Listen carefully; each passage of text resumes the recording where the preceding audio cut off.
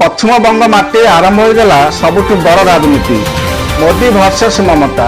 ପ୍ରତ୍ୟେକ ଭୋଟର ପଛରେ ଲୁଚିଛି ଏକ ବଡ଼ କାହାଣୀ। ଶେଷରେ କିଏ ଜିତିବ? ସତ୍ୟ ଜାଣିବା ପାଇଁ ଭିଡିଓଟିକୁ ଶେଷ ପର୍ଯ୍ୟନ୍ତ ଦେଖନ୍ତୁ। ଆପଣମାନଙ୍କ ଭଲ ପାଇବା ସ୍ୱରୂପ ଗୋଟେ ଲାଇକ୍ ନିଶ୍ଚିତ ଭାବେ ରଖିଦେବେ। ବଙ୍ଗଳାରେ 2 ପର୍ଯ୍ୟାୟ ବିଧାନସଭା ନିର୍ବାଚନ ପାଇଁ ମତଦାନ ଶେଷ ହୋଇଛି। ସମସ୍ତ ଦଳ ଏବେ ଫଳାଫଳକୁ ଅପେକ୍ଷା କରିଛନ୍ତି। ଏହି ସମୟରେ ପୂର୍ଣ୍ଣିଆ ଏମ୍ପି ପପୁ ଯାଦବ ଏକ ଗୁରୁତ୍ୱପୂର୍ଣ୍ଣ ବିବୃତ୍ତି ଜାରି କରିଛନ୍ତି। ସେ କହିଛନ୍ତି ଯେ ଯଦି ଭାଜପା ବଙ୍ଗଳାରେ ବିଜୟୀ ହୁଏ ତେବେ ସେ ସେବା, ସାହାଯ୍ୟ ଏବଂ ନ୍ୟାୟ ପାଇଁ ସଂଘର୍ଷ ପରିତ୍ୟାଗ କରିବେ। ପପୁ ଯାଦବ ଆହୁରି କହିଛନ୍ତି ଯେ ସେ ନିଶ୍ଚିତ ଯେ ପଶ୍ଚିମବଙ୍ଗ ଭାଜପାକୁ ସମ୍ପୂର୍ଣ୍ଣ ଭାବରେ ନିଶ୍ଚିହ୍ନ କରିଦେଇଛି। ପପୁ ଯାଦବଙ୍କ ଏହି ବିବୃତ୍ତି ରାଜନୈତିକ ମହଲରେ ହଇଚଇ ସୃଷ୍ଟି କରିଛି।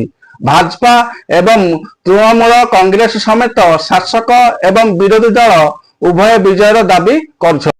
ବିହାରର ବେଗୁସରାଇର ଭାଜପା ଏମ୍ପି ଏବଂ କେନ୍ଦ୍ରମନ୍ତ୍ରୀ ଗିରିରାଜ ସିଂହ କହିଛନ୍ତି ଯେ ଏହା ଭାଜପା ସରକାର ଗଠନ କରିବ କି ନାହିଁ ତାହା ପ୍ରଶ୍ନ ନୁହେଁ, ବରଂ ଭାଜପା ସରକାର ଗଠନ କରିସାରିଛି।